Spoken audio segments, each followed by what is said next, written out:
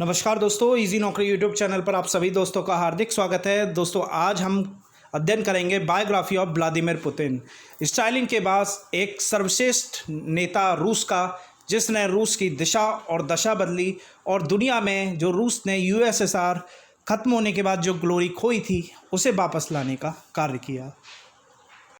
तो दोस्तों अगर व्लादिमीर पुतिन की बर्थ का बात करें तो 7 अक्टूबर 1952 को लेनिनग्राड यूएसएसआर में इनका जन्म हुआ, सोवियत संघ में जन्म हुआ। अगर इनकी अर्ली लाइफ के बारे में बात करें तो ये अपने दोनों पेरेंट्स के संग पले बड़े हुए। इनकी आर्थिक स्थिति ज़्यादा अच्छी नहीं थी। इनकी मदर जो है हाउस वाइफ थी और इनके पिताजी एक सोल्जर थे, नेवी में काम करते थे, लेकिन उसके बाद उन्होंने नौकरी छोड़कर वो कंपनी में फोरमैन बन गए। अगर इनकी अर्ली स्कूलिंग की बात करें तो 1960 से 1968 तक पुतिन ने जो प्राइमरी शिक्षा है वो लेनिनग्राड में ही हासिल की। उसके बाद ये हाई स्कूल की तरफ गए और अपना स्कूल जो है वो 1970 में पूरा किया। ये पुतिन का आप तस्वीर देख सकते हैं, ये इनके स्कूली जीवन का समय है। इसके बाद पुतिन आगे बढ़े और यूनिवर्सिटी एजुकेशन की तरफ गए और लेनिनग्राड स्टेट यूनिवर्सिटी से इन्होंने लॉ की डिग्री हासिल की 1975 में। इसके बाद पुतिन रूस की या यूएसएसआर की जो गुप्तचर संस्था है केजीबी, उसमें उन्होंने ट्रेनिंग ली और डिग्री हासिल की। ये ट्रेनिंग उन्होंने केजीबी स्कूल मॉस्को से प्राप्त की। वहाँ पर ये इंटेलिजेंस ऑफिसर बने। उसके बाद ये काउंटर इंटेलिजेंस ऑफिसर बने। इसके बाद ये स्टेट सिक्योरिटी एजेंसी भी रहे। इसके अलावा इन्होंने ये जर्मनी रहकर अंडर कवर एजेंट भी रहे केजीबी के। लगभग 4 या 5 साल इन्होंने वहाँ भी अच्छा कार्य किया। इसके बाद फिर दोबारा से ये लेनिनग्राड स्टेट यूनिवर्सिटी पहुँचे और वहाँ assistant rector for department of international relation में काम करने लग गए। यहीं पर इन्होंने पीएचडी थीसिस जो है वो हासिल की। दोस्तों यहीं से व्लादिमीर पुतिन का जो पॉलिटी में इंटरेस्ट जागने लगा, राजनीति की तरफ ये जागने लगे, क्योंकि इनके केजीबी में रहते हुए काफ़ी राष्ट्र अध्यक्षों से संबंध भी अच्छे हो गए थे। इसी दौरान वहाँ की गवर्नमेंट ने प्रभावित होकर 1984 में इन्हें deputy mayor of Saint Petersburg बनाया गया। इसके बाद 1996 में जो येल्त्सिन जो कि वहाँ के प्रेसिडेंट थे, उनके स्टाफ में इन्होंने सर्व किया। 1998 में appointment of head of federal security service में ये आए और मार्च 1999 में ये ऑयल इंटेलिजेंस एजेंसी और मिनिस्ट्री का इन्हें कार्यभार राष्ट्रपति के द्वारा सौंपा गया।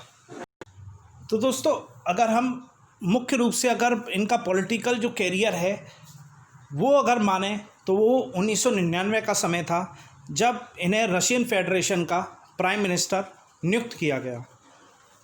इन्होंने बोरिस येल्त्सिन जो उस समय प्रेसिडेंट थे उनके अंडर कार्य किया व्लादिमीर पुतिन ने। इसके बाद 2000 में येल्त्सिन जिन्होंने कि अपने पद से रिजाइन दे दिया और जो व्लादिमीर पुतिन थे उनके हाथ में सत्ता आ गई और ये 2 टर्म के लिए प्रेसिडेंट इलेक्ट हुए। जो पहले प्रेसिडेंट इलेक्ट होते थे रशिया में, वो 4 साल से, बाद में पुतिन ने संविधान संशोधन कराकर उसे 6 साल करा दिया। इसके बाद 2008 में प्रेसिडेंट इलेक्शन ये हार गए दमित्री मेदवेदेव से और रशिया के प्रेसिडेंट दमित्री मेदवेदेव बन गए। उस मेदवेदेव ने लेकिन अपना अपॉइंटमेंट जो अपना प्राइम मिनिस्टर बनाया वो पुतिन को बनाया, क्योंकि पुतिन की इतनी प्रभावशाली शैली थी कि समस्त America, western Asia, south Asia में भी इनका डंका बजता था, क्योंकि इनके जो संबंध थे वो काफ़ी प्रगाढ़ थे। और पुतिन जैसा एक नेता अगर किसी के अंडर हो तो उससे बढ़िया सत्ता चलाने के लिए और कौन चाहिए। तो यही सोचा दमित्री मेदवेदेव ने कि अगर हम प्राइम मिनिस्टर पुतिन को बना देंगे तो निश्चित रूप से हमारी सरकार पूरी तरह से सुरक्षित रहेगी, देश सुरक्षित रहेगा। इसके बाद 2012 में दोबारा चुनाव हुए, जहां पर रशियन प्रेसिडेंट के रूप में तीसरी बार व्लादिमीर पुतिन ने शपथ ली। तो उसके बाद 2018 में फिर दोबारा से इलेक्शन हुए, जहां व्लादिमीर पुतिन ने एक बार सफलता फिर पाई। और फिलहाल में ही अभी संविधान संशोधन हुआ है लगभग 76% वोट के साथ। 2036 तक व्लादिमीर पुतिन रूस के राष्ट्रपति बनेंगे। यानी कि जनता में इनका प्यार बहुत ज़बरदस्त है, यानी कि इनको चाहती है। इनके बराबर लीडर जनता अभी भी नहीं समझ रही है रशिया की, इनके जैसा ओहदा किसी के पास है।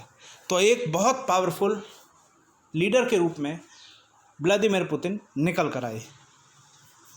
दोस्तों, व्लादिमीर पुतिन के यूएस और रशिया के बीच जो कोल्ड वार 1945 के बाद शुरू हुआ था, स्टालिन के बाद, वही कोल्ड वार अभी भी जारी है।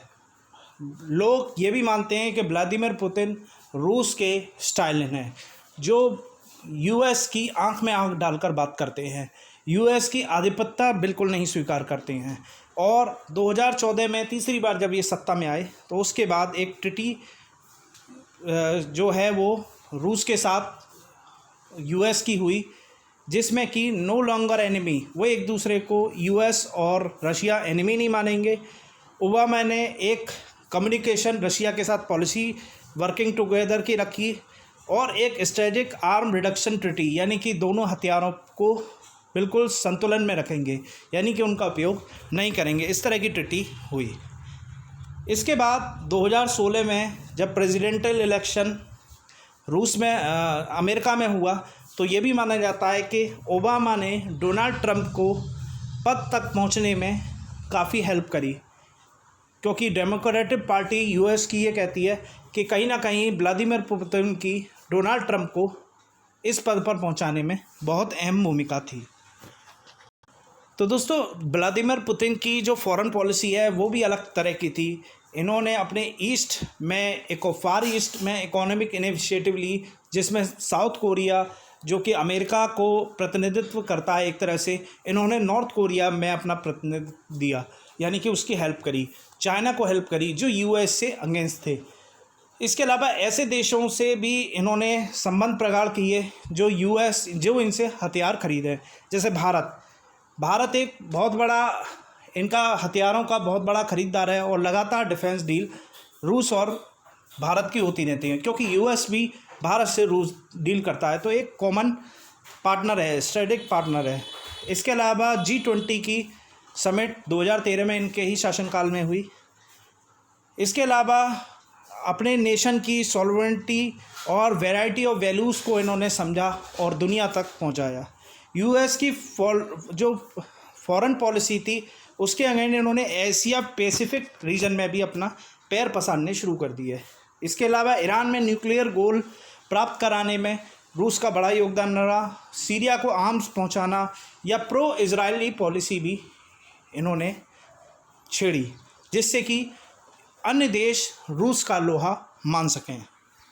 अगर रशिया के डेवलपमेंट की बात करें तो पुतिन ने इकोनॉमिक रिफॉर्म्स करे, फर्स्ट क्लास जो इकोनॉमी है उसे ऊपर लाने का कार्य किया, बैलेंस बजट बनाया, फॉरेन डेब्ट जो जिस तरह से रूस पर आता उसे कम करने का प्रयास किया, स्टेबलाइज करने का प्रयास किया, टैक्स रिफॉर्म करे, इनकम टैक्स जो है वो 13% तक लगाया गया, प्राइवेट ओनरशिप लाई गई। इसके अलावा वेल्थ जो रशिया में 8 साल में ये ऑफिस में रही तो इन्होंने जो सैलरीज है वो उनको इंक्रीज़ करने का भी कार्य किया, जिससे कि वहाँ के सरकारी कर्मचारी खुश रहें।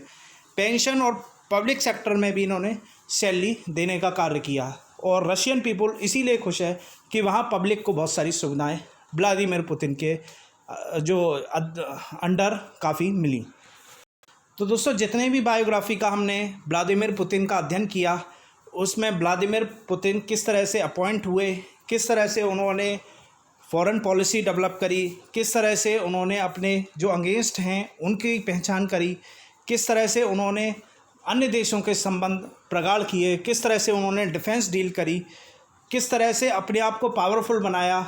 इसके अलावा पुतिन के संग एक चीज़ और सामने आई, G8 जो देश थे उसमें से इनको निकाल दिया गया, जिसके बाद पुतिन ने जो G7 देश थे उनके खिलाफ एग्रेसिव रुख भी अपना लिया था।